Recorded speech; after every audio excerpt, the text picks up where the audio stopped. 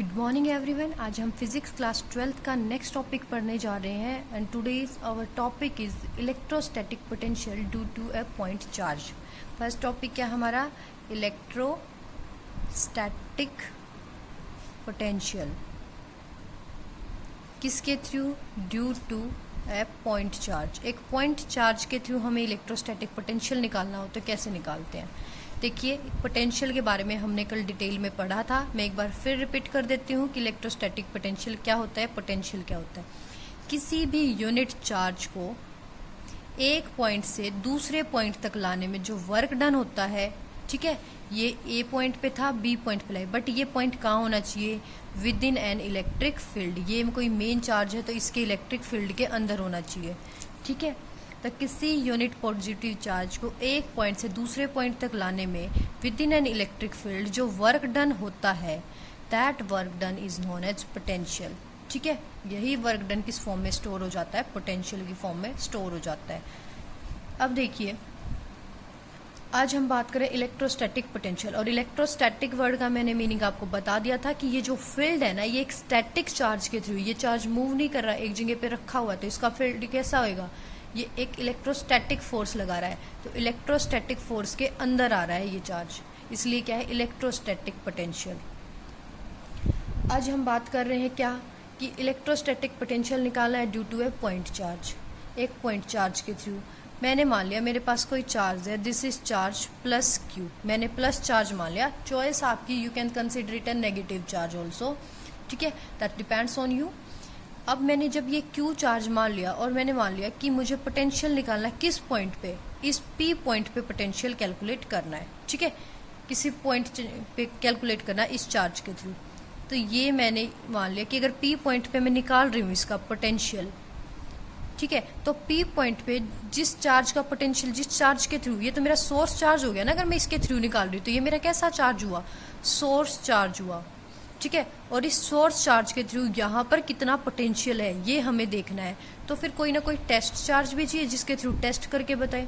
तो मैंने test charge मान लिया इस ए पॉइंट पे यहाँ पे प्रेजेंट है, and that is test charge. क्या होता है? 1 कूलम का पॉजिटिव चार्ज होता है। ये मेरा हो गया टेस्ट चार्ज, ठीक है, this is our test charge या यूनिट चार्ज। बार बार हम इन चीज़ों को यूज़ कर रहे हैं और लिख रही हूँ मैं बार बार, ताकि आपको याद रहे टेस्ट चार्ज या यूनिट चार्ज होता क्या है। अब देखिए, इस को यहाँ तक लेके आएंगे हम और देखेंगे कि कितना पोटेंशियल निकल रहा है। तो अब हमें क्या पता है कि जब ये फोर्स यहाँ, जब ये चार्ज यहाँ प्रेजेंट है, तो ये चार्ज क्या एग्जर्ट करेगा? कोई ना कोई फोर्स तो लगाएगा ही लगाएगा, ठीक है, इस ए पॉइंट के ऊपर। बट ये ए पॉइंट कितने डिस्टेंस पे? हमने सपोज कर लिया इससे ये प्रेजेंट है एक्स डिस्टेंस पे, क्योंकि फोर्स हमारा किसके ऊपर डिपेंड करता है? डिस्टेंस के ऊपर डिपेंड करता है, ठीक है। और जब फोर्स हमारा डिस्टेंस पे डिपेंड करता है तो हमें डिस्टेंस तो देखना ही पड़ेगा। तो ये एक्स डिस्टेंस के ऊपर प्रेजेंट है, तो फोर्स क्या होगा? अब इस चार्ज के थ्रू इस चार्ज पे फिलहाल कितना फोर्स है? That F is equal to 1/4 pi epsilon not charge Q into में सेकेंड चार्ज क्या? 1 कूलम्स अपॉन में x का स्क्वायर, ठीक है। इतना फोर्स इस चार्ज ने क्या कर रखा? फिलहाल इसके ऊपर लगा रखा है। जब इसने अभी इसके ऊपर इतना फोर्स लगा रखा है तो इसकी कुछ ना कुछ इंटेंसिटी भी होगी, ठीक है। और इंटेंसिटी जो E थी हमने पढ़ी थी वो किसके इक्वल थी? फोर्स अपॉन में चार्ज, फोर्स अपॉन में सोर्स चार्ज, ठीक है। जिस चार्ज के थ्रू लगाते हो वो चार्ज डिवाइड में करते हैं। तो इंटेंसिटी निकालनी है मुझे। E is equal to force की वैल्यू क्या है? 1/4 pi epsilon not Q into में 1/में एक्स स्क्वायर, और इसको डिवाइड किससे कर दिया? Q से। तो Q से Q कैंसिल आउट हो गया, ठीक है। पूरी टर्म को जब हमने ऐसे डिवाइड किया तो क्या हो गया? Q से Q कैंसिल आउट हो गया। E इज इक्वल टू क्या बच गया? 1/4 पाई एप्सिलॉन नॉट, और साथ में क्या आ गया? एक्स स्क्वायर, क्योंकि ऊपर वैल्यू क्या? 1 × 1 तो 1 ही होना है। तो ये निकल गई हमारी इंटेंसिटी कि फिलहाल जब ये सोर्स चार्ज इसके ऊपर एक फोर्स लगा रहा है टेस्ट चार्ज के ऊपर, क्यों? क्योंकि हमें इसका पोटेंशियल कैलकुलेट करना, इसलिए इसके साथ कोई टेस्ट चार्ज लेके आए, ठीक है। तो जब वो अपने जिस पॉइंट पे पड़ा है उसी पॉइंट के ऊपर रखा है ऑलरेडी, तो फिलहाल उसके ऊपर ये तो फोर्स की वैल्यू है और ये इंटेंसिटी की वैल्यू है, ठीक है। अब हमें क्या पता है? पोटेंशियल क्या होता है, वर्क डन होता है। डेफिनेशन हमने देख ली थी, इलेक्ट्रोस्टैटिक पोटेंशियल क्या था, अमाउंट ऑफ वर्क डन। अभी यहाँ पे देखा था ना कि कितनी अमाउंट का वर्क डन हुआ है एक पॉइंट से दूसरे पॉइंट पे लाने के लिए, वही क्या होता है हमारा पोटेंशियल होता है। तो यहाँ पे देखिए हम इसको धीरे धीरे मूव कराते हैं। मैंने क्या किया, इस चार्ज को थोड़ा सा मूव कराया, ए से बी पे ले आए। जब मैंने इसको थोड़ा सा डिस्टेंस ट्रेवल कराया, दैट डिस्टेंस मान लिया मैंने dx ट्रेवल कराया, स्मॉल डिस्टेंस जब इसने ट्रेवल किया है तो थोड़ा सा वर्क डन भी होएगा, तो dw इसने क्या किया, वर्क डन किया। ठीक है, तो जब dx डिस्टेंस से वो ट्रेवल किया तो उसने थोड़ा सा वर्क डन किया, और ये वर्क डन किसकी फॉर्म में स्टोर होएगा, पोटेंशियल की फॉर्म में स्टोर हो जाएगा। तो हमें निकालना है यही वर्क डन। हम निकालते हैं ये वर्क डन कैसे, हमें क्या पता है dw। अब किसके इक्वल होगा, वर्क डन क्या होता है, इंटेंसिटी इनटू डिस्टेंस। ठीक है, कल हमने एक टॉपिक पढ़ा था, electrostatic forces are conservative in nature. वहां पर हमने देखा था कि वर्क डन किसके इक्वल होता है, E इंटू डिस्टेंस। तो dw किसके इक्वल हो गया, यहाँ पे इंटेंसिटी जो है इंटू डिस्टेंस कितना ट्रेवल किया है, dx डिस्टेंस ट्रेवल किया है। ये दोनों क्या होगी हमारे पास, एक पर्टिकुलर डायरेक्शन में है, तो डायरेक्शन क्या होगी इनकी, हमारी डायरेक्शन क्या रहेगी, दोनों की शो करने के लिए एक वेक्टर साइन ऊपर लगा दिया है। ठीक है, ये डायरेक्शन को शो करने के लिए। अब देखिए ये भी वेक्टर, दो वेक्टर के मल्टीप्लीकेशन क्या करती है, एक स्केलर क्वांटिटी देते हैं, इसलिए यहाँ पर वेक्टर का साइन नहीं लगेगा। ठीक है, दोनों में से कोई एक वेक्टर होता ना तब इसके ऊपर वेक्टर का साइन लगता। अब आगे देखिए, थोड़ी सी अमाउंट का वर्क डन हुआ, क्यों, क्योंकि हमने क्या किया है, थोड़ा सा डिस्टेंस ट्रेवल कराया उसे। अब आपको ये भी पता है, ये जो E इंटेंसिटी की वैल्यू हमने निकाली, ये इंटेंसिटी किस डायरेक्शन में, ये भी हम देख सकते हैं। कैसे, देखिए ये चार्ज पॉजिटिव, ये चार्ज पॉजिटिव, ये चार्ज क्या कर रहे होंगे, एक दूसरे को रिपेल कर रहे होंगे, तो इसकी इंटेंसिटी कैसे होगी, E बाहर की तरफ। ठीक है, अब जब ये क्या कर रहा है, ये इस तरफ जा रहा होगा, ये इस तरफ, तो एक चार्ज इस तरफ जा रहा है, दूसरा इस तरफ, दोनों के बीच में एंगल कितने का बना, 180 डिग्री है, क्योंकि रिपेल कर रहे हैं ना, दोनों क्या है, पॉजिटिव है, एंगल बना 180 डिग्री का। तो अब मैं इस वेक्टर को दोबारा से स्केलर फॉर्म में लिखना चाहूँ तो कैसे लिख सकती हूँ, E डॉट dx क्या बन रहा था, एंगल 180 डिग्री, और उसी एक्सियल लाइन में आ रहा है ना वो। ठीक है, उसी एक्सियल लाइन में आ रहा है, तो कौन सा कंपोनेंट है, कोस का कंपोनेंट, तो कोस 180 डिग्री, कोस थीटा होता है ना वैसे तो, E dot dx cos theta होता, बट थीटा की वैल्यू क्या, एंगल क्या बन रहा है दोनों के बीच में, 180। कोस 180 किसके इक्वल होता है, कोस 180 होता है -1 के इक्वल। तो यहाँ से dw जो वर्क डन हुआ that is equal to -E dot dx, negative work done हो रहा है क्योंकि वो दूसरी डायरेक्शन में जा रहा है, हम उसको इस तरफ लेके आ रहे हैं और उसकी इंटेंसिटी क्या हो रही है, दूसरी डायरेक्शन में अप्लाई हुई जा रही है। अब देखिए आगे, ये तो स्मॉल अमाउंट का वर्क डन हो गया। अब हमें क्या चाहिए, इंटेंसिटी किस पॉइंट पे निकालनी थी, हमने तो P पॉइंट पे निकालनी थी, है ना, P पॉइंट तक पोटेंशियल चाहिए। तो टोटल पोटेंशियल जो होगा वो टोटल वर्क डन के इक्वल होगा, ये तो था स्मॉल वर्क डन। अब टोटल वर्क डन निकाले तो पूरा टोटल वर्क डन किसके इक्वल हो जाएगा, यूनिट पॉजिटिव चार्ज का। जब हम उसको कहाँ से कहाँ लेके आ रहे हैं कि सपोज कर लिया वो किसी इनफाइनाइट पॉइंट पे प्रेजेंट है, सपोज कि यहाँ इनफाइनाइट पॉइंट पे प्रेजेंट है, हमें नहीं पता ये कहाँ पे प्रेजेंट है, बट हमें लेके कहाँ तक आना है, उसको P पॉइंट तक लाना है। और ये था हमारा सोर्स चार्ज, और सोर्स के और P के बीच का डिस्टेंस हमने क्या माना था, R माना था। ठीक है, तो P पॉइंट तक हमें क्या करना है, उसको लेके आना है। तो देखिए कैसे लेके आएंगे, इनफाइनाइट पॉइंट पे प्रेजेंट है हमारा 1 कूलम का चार्ज, P पॉइंट तक लाना है। तो वर्क डन किसके इक्वल हो जाएगा, टोटल वर्क डन। इंटीग्रेट कर देंगे हम, कहाँ से कहाँ तक लाना है, इन्फिनिटी से लाना है R डिस्टेंस तक, है ना। अब ये इनफाइनाइट पॉइंट पे तो टोटल डिस्टेंस इनफाइनाइट, और ये कहाँ तक लेके आना है, R डिस्टेंस पे लेके आना है, इनटू वो जो स्मॉल अमाउंट का वर्क डन हुआ था E डॉट dx। जो हमारा थोड़ा सा वर्क डन हुआ था, इसको मैं अगर इंटीग्रेट कर दूं इनफाइनाइट से R तक, तो ये किसके इक्वल आ जाएगा, टोटल वर्क डन के इक्वल आ जाएगा। और मुझे टोटल ही वर्क डन तो निकालना है, क्योंकि टोटल वर्क डन निकल गया तो टोटल पोटेंशियल भी निकल गया, मतलब क्योंकि वर्क डन किस फॉर्म में स्टोर हो रहा है, पोटेंशियल की फॉर्म में। तो E की वैल्यू हम पुट कर देते हैं, E की वैल्यू हमने निकाली थी पीछे 1/4πε0। क्या थी E की वैल्यू, 1/4πε0 Q/x²। ठीक है, अगर इस चार्ज के थ्रू निकाल रही हूँ तो इसकी ये हो जाएगी, और 1 के थ्रू निकाली थी तो यहाँ पे 1 आ गया था। साथ में dx रहेगा as it is. Value put कर दी, इंटीग्रेट करना है इसको इन्फिनिटी से r तक ताकि टोटल वर्क डन मिल जाए। अब टोटल वर्क डन कर दो इन पहले, अब इसको कांस्टेंट को बाहर लिख देते हैं और जिसका इंटीग्रेशन हो रहा है उसका इंटीग्रेट कर देते हैं। तो चार्ज भी क्या है, फिक्स वैल्यू का है, 4 पाई एप्सिलॉन नॉट भी क्या है, कांस्टेंट है। इनको बाहर रख लिया, अंदर क्या बच गया, x 1/x², यही बच गया। तो 1/x² का जब मैं इंटीग्रेशन करूंगी तो ये किसके इक्वल आ जाएगा, -1/x के इक्वल आएगा। ठीक है, -1/x के इक्वल आ जाएगा। पावर क्या हो जाती है, डिक्रीज हो जाती है, और जो साइन है वो क्या रहेगा, आगे आ जाएगा, क्योंकि 1/x² है ना, इसको ऊपर लेके जाएंगे तो क्या हो जाएगी, x की पावर -2 हो जाएगी। इंटीग्रेशन में क्या होता है, पावर तो एक कम होती है ना, ये जो पावर होती है वो एक डिक्रीज हो जाती है, और ये साइन ये आगे आ जाएगा, डिक्रीज हुई पावर आगे आई, साइन आ गया है, तो इंटीग्रेशन ऐसे हो गया। ठीक है, तो अब देखिए लिमिट क्या थी हमारी, इन्फिनिटी से r तक, तो इन्फिनिटी से r तक की है। अब एक बार अपर लिमिट पुट करेंगे, फिर माइनस साइन लगा के लोअर लिमिट पुट करेंगे। क्या हो गया हमारे पास, यहां से देखिए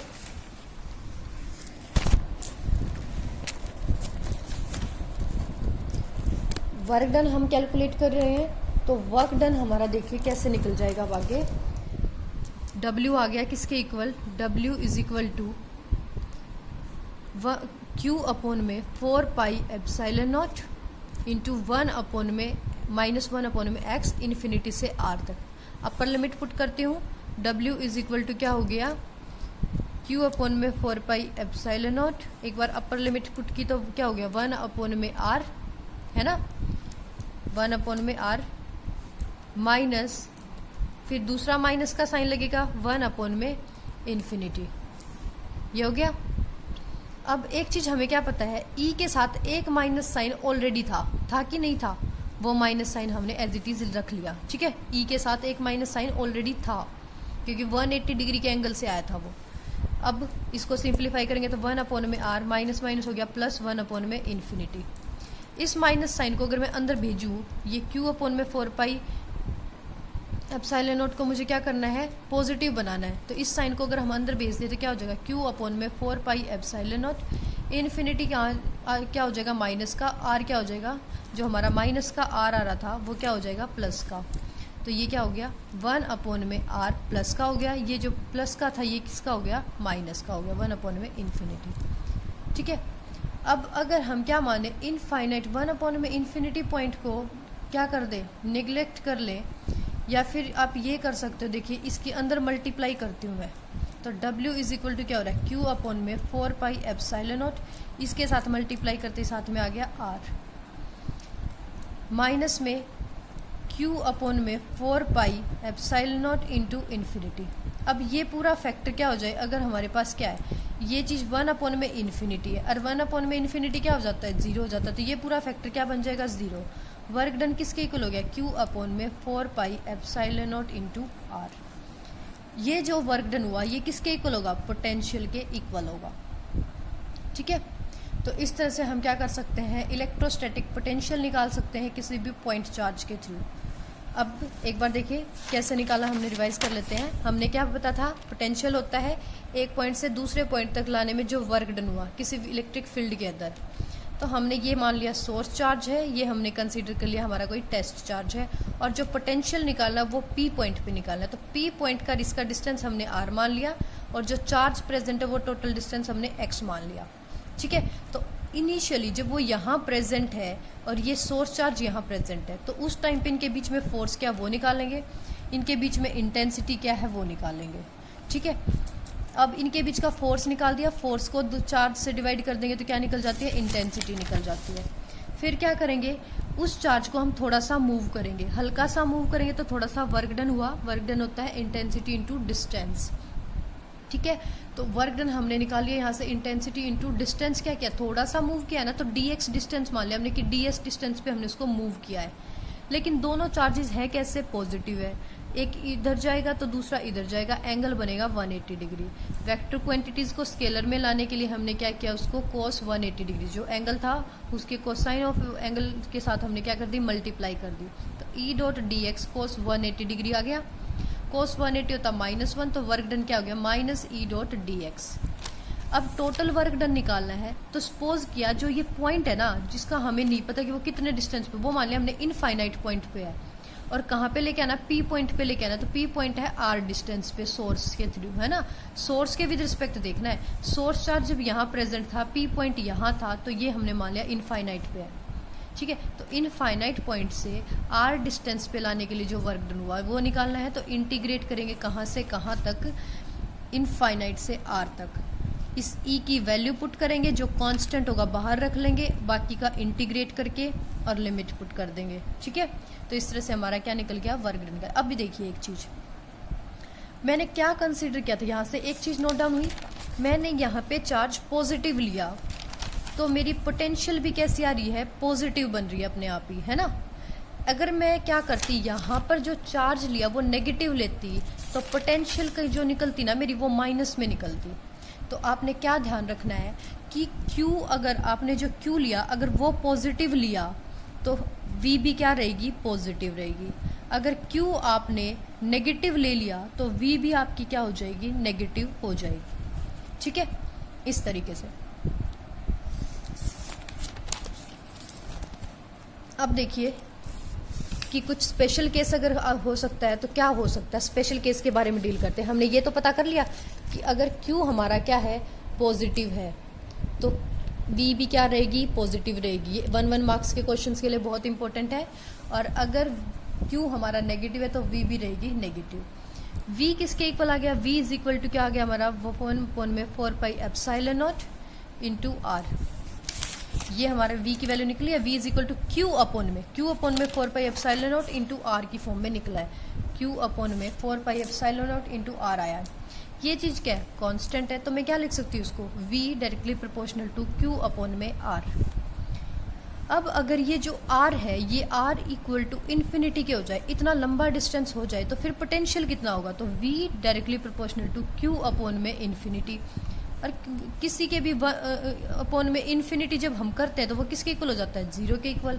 सो इस केस में V क्या हो जाएगा, 0, ठीक है। जब भी इन्फिनिटी डिवीजन में आता है तो वो इक्वल टू क्या होता है, 0 होता है। सो V इक्वल टू क्या हो जाएगा, 0। इट मीन्स इनफाइनाइट पॉइंट पे, चार्ज के इनफाइनाइट पॉइंट पे पोटेंशियल हमेशा क्या रहता है, 0 रहता है। रखोगे याद, इनफाइनाइट पॉइंट पर पोटेंशियल क्या रहता है, 0 रहता है। ओके, चलिए करते हैं हमारा नेक्स्ट टॉपिक।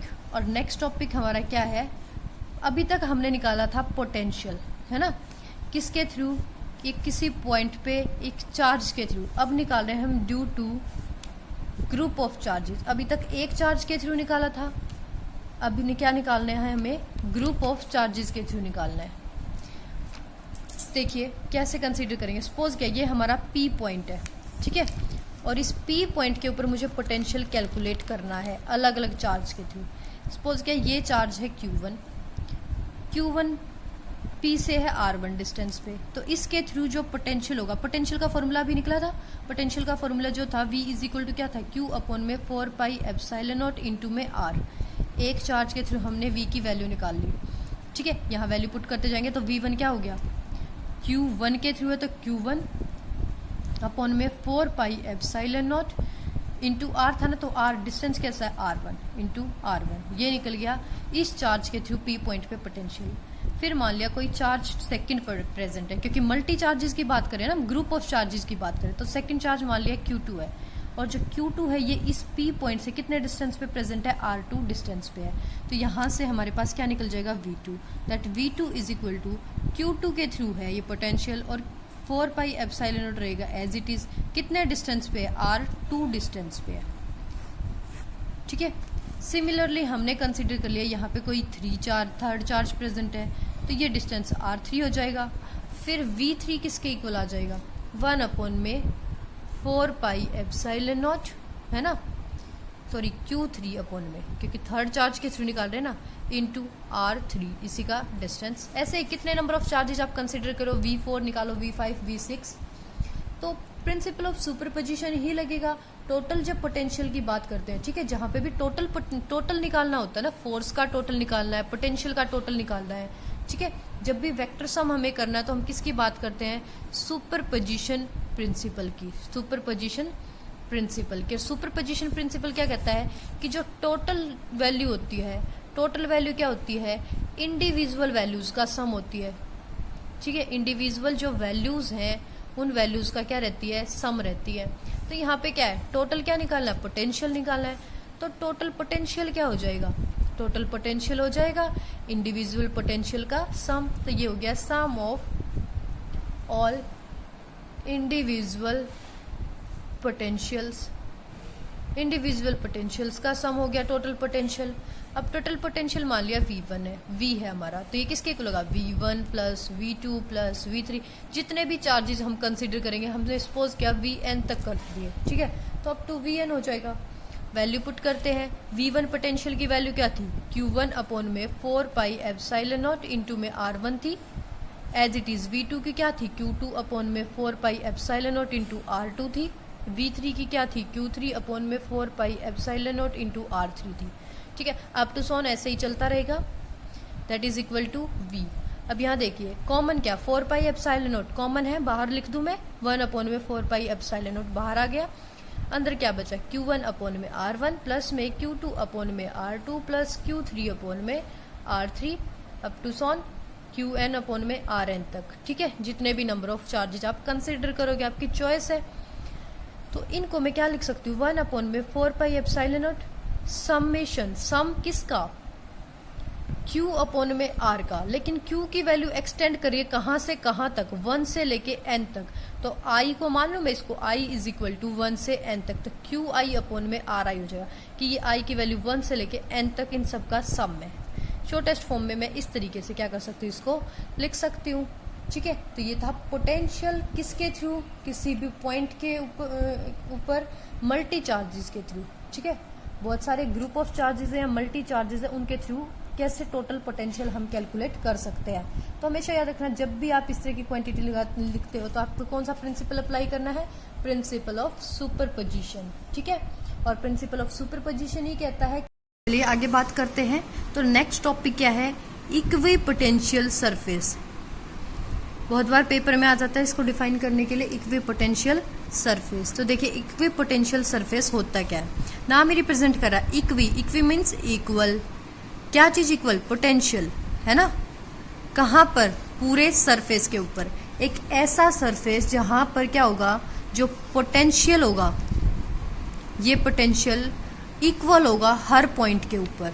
तो जैसे हमने क्या मान लिया, सपोज आपका ये कोई पॉजिटिव चार्ज है, इस पॉजिटिव चार्ज का अगर ये फील्ड है तो इस फील्ड में इसका जो पोटेंशियल होगा, ठीक है, वो पोटेंशियल क्या रहेगा, बराबर रहेगा हर पॉइंट के ऊपर। चाहे वो पॉइंट आप यहाँ ले लो A, चाहे आप ले लो B पे, चाहे आप लो C पे, चाहे लो D पे। तो VA इज इक्वल टू क्या होगा, VB प्लस इक्वल टू होगा VC इक्वल टू होगा VD। ठीक है, जितने भी पॉइंट है हर पॉइंट पे पोटेंशियल क्या रहेगा, इक्वल रहेगा। उस सरफेस को हम क्या बोलेंगे, इक्विपोटेंशियल सरफेस। अब किसी सरफेस के अंदर ऐसा है कि उसके हर पॉइंट पे पोटेंशियल क्या है, इक्वल है, तो फिर जब हम बात करते हैं पोटेंशियल डिफरेंस की, तो पोटेंशियल डिफरेंस किसके इक्वल होता है, दो पॉइंट के बीच का पोटेंशियल्स में डिफरेंस। जैसे B और A के बीच का निकाल रहे हैं तो क्या हो जाएगा, VB माइनस में VA, और VB माइनस VA जब दोनों इक्वल है, VA is equal to VB है, तो दोनों का डिफरेंस किसके इक्वल आया, 0 के इक्वल आ गया। पोटेंशियल डिफरेंस किसके इक्वल हो गया, 0 के इक्वल। ठीक है, तो फर्स्ट पॉइंट हमें क्या मिल गया, जब हम बात करते हैं पोटेंशियल डिफरेंस की, तो इक्विपोटेंशियल सरफेस में पोटेंशियल डिफरेंस किसके इक्वल होता है, 0 के इक्वल होता है, क्योंकि पोटेंशियल डिफरेंस मतलब difference of the potential between 2 point. ठीक है, 2 पॉइंट में उनके बीच में पोटेंशियल में क्या डिफरेंस है, उसे बोलते हैं पोटेंशियल डिफरेंस। सेकेंड पॉइंट देखिए, इसके बारे में हमें क्या मिल रहा है और क्या कहता है। दूसरी चीज हमें क्या पता है, हम निकाल रहे थे वर्क डन, है ना। जब हम कोई भी सरफेस ले रहे थे, उस सरफेस में अगर मैं ये पास यहाँ पर कोई चार्ज प्रेजेंट है, इस चार्ज को मैं यहाँ से यहाँ मूव करा दूं, तो ये क्या हुआ, कुछ वर्क डन हुआ। और ये जो वर्क डन वो किसके ऊपर डिपेंड करता था, इस पॉइंट पे कितना पोटेंशियल है, माइनस में इस पॉइंट पे कितना पोटेंशियल है ना। 2 पॉइंट के बीच में पोटेंशियल डिफरेंस के इक्वल ही हो रहा था क्या, हमारा वर्क डन। तो यहाँ पे वर्क डन अगर मुझे कैलकुलेट करना हो तो ये वर्क डन किसके इक्वल आ रहा है, डायरेक्ट लिख सकती हूँ, वर्क डन कहाँ से कहाँ गया, चार्ज A से B पे गया है, ठीक है। अगर ए पॉइंट से बी पॉइंट पे मैंने चार्ज को मूव कराया तो वर्क डन किसके इक्वल होगा, वी बी माइनस में वी ए। और मुझे पता चल गया दोनों के अंदर क्या है, V B is equal to है वी ए के। जब पोटेंशियल इक्वल ही है तो फिर डिफरेंस भी क्या बचा, दोबारा से जीरो। तो जब पोटेंशियल डिफरेंस जीरो है ना, तो in the sense work done भी क्या है, जीरो। सो याद रखना है, इक्वी पोटेंशियल सरफेस के अंदर जो वर्क डन होता है ना, चार्ज को एक पॉइंट से दूसरे पॉइंट पे कैरी करने के लिए, वो वर्क डन होता है हमेशा जीरो होता है। ठीक है। नेक्स्ट चीज आपने क्या याद रखनी है, इक्वी पोटेंशियल सरफेस में जो सिंगल पॉइंट चार्ज होता है ना, वो कोसेंट्रिक स्फीरिकल सरफेस बनाता है। कोसेंट्रिकल मतलब क्या होता है कि जो ये सेंटर है, ये सपोज किया मेरे पास पॉजिटिव चार्ज प्रेजेंट है, इससे लाइंस ऑफ फोर्स जो निकल रही है इस तरह से, ये क्या रहेंगी, एक स्फीयर क्रिएट करेंगी। ठीक है, एक सर्कल बनाएंगी इसके चारों तरफ इक्वल डिस्टेंस पे। मतलब एज इट इज जो हमारा सर्कल होता है, इसको अगर मैं सेंटर मान लूँ चार्ज को, तो ये एक रेडियस है, तो ये भी क्या रहेगी, रेडियस। मतलब ये जो पॉइंट है ना, हर एक पॉइंट इक्वल डिस्टेंस पे होंगे इसके। ठीक है, तो ये कैसा क्या बनाती है, कोसेंट्रिक सर्कल बनाती है। ये जो लाइन है ना, ये इस सेंट्रल से ही पास होंगी और इक्वल डिस्टेंस तक ही क्या होगा, इनका इफेक्ट होगा और इक्वल अमाउंट का ही क्या रहेगा, इफेक्ट होगा। इस तरह से एक कोसेंट्रिक सर्कल हो गया। ठीक है, कि जो लाइन जो फोर्स निकल रही है वो एक सर्कल बना रही है। I think equi potential surface आपको समझ आया होगा। ठीक है, फिर भी इस टॉपिक से रिलेटेड आपको कोई डाउट है तो आप कमेंट सेक्शन में लिख के बता सकते हैं। साथ में देखिए ये और बता देती हूँ कि डायपोल का इक्विपोटेंशियल सरफेस कैसे बनता होगा। देखिए डायपोल में क्या होता है, एक पॉजिटिव चार्ज होता है, एक नेगेटिव। आपको क्या पता है, पॉजिटिव से लाइन जो फोर्स निकलेंगी नेगेटिव में जाएंगी, पॉजिटिव से निकलेंगी नेगेटिव में जाएंगी, है ना। ऊपर से भी जाएंगी, नीचे से भी जाएंगी, इस तरह से निकलती जाएंगी ऐसे पॉजिटिव के थ्रू, और इस तरफ से क्या होती जाएंगी, नेगेटिव के अंदर एंटर करती जाएंगी। तो इसमें डायरेक्शन होगी ऐसे अंदर की तरफ, क्योंकि इसमें एंटर कर रही है, और इसमें डायरेक्शन होगी बाहर की तरफ, क्योंकि पॉजिटिव से रिलीज होती है लाइंस ऑफ फोर्स। ठीक है, तो इस तरह से क्या होगा, इसका इक्विपोटेंशियल सरफेस हम बना सकते हैं। अगर ये दो, तो ये तो हो गया डायपोल। डायपोल में तो एक पॉजिटिव चार्ज एक नेगेटिव चार्ज। लेकिन अगर दोनों ही पॉजिटिव चार्ज है तो फिर कैसे बनेगी, जब दो पॉजिटिव चार्ज एक दूसरे के पास आएंगे तो देखो इसकी लाइंस ऐसे जा रही हैं, इसकी जो लाइन यहां से आएगी ना वो ऐसे नहीं जाएंगी, क्योंकि इसका भी तो फील्ड आ रहा है ना, इसका भी तो फील्ड इसके चारों तरफ आ रहा है, ऐसे आ रहा है इसका फील्ड भी। अब इसकी लाइन ऐसे आ जाए, इसकी आ जाती है तो कट गई। और हमें क्या पता, लाइन जो फोर्स एक दूसरे को क्या नहीं करती, कट नहीं करती। तो ये ऐसे निकलेगी, ये ऐसे निकलेगी, एज इट इज ये ऐसे निकल जाएगी बैंड होके, ये ऐसे निकल जाएगी, इसकी ऐसे जाएगी तो इस वाले की ऐसे निकल जाएगी। तो ये इस तरह से बैंड होके निकल जाएंगी, लेकिन कट करके नहीं जाएंगे एक दूसरे को कभी भी। ठीक है, तो इस तरह से क्या होगा, दो पॉजिटिव चार्ज का फील्ड सेट हो जाएगा। आई थिंक इक्विपोटेंशियल सरफेस आपको समझ आएगा। इक्विपोटेंशियल मतलब कि किसी भी चार्ज के चारों तरफ जो सरफेस है ना, वहाँ पर हर एक पॉइंट पे पोटेंशियल जो होगा, इलेक्ट्रिक पोटेंशियल जिसको आप कह सकते हो, वो क्या होगा, बराबर होगा। और वो जब इक्वल है तो पोटेंशियल डिफरेंस जीरो होगा और वर्क डन क्या रहेगा, जीरो रहेगा। साथ में वो क्या बनाएगा, एक कोसेंट्रिक सर्कल बनाएगा।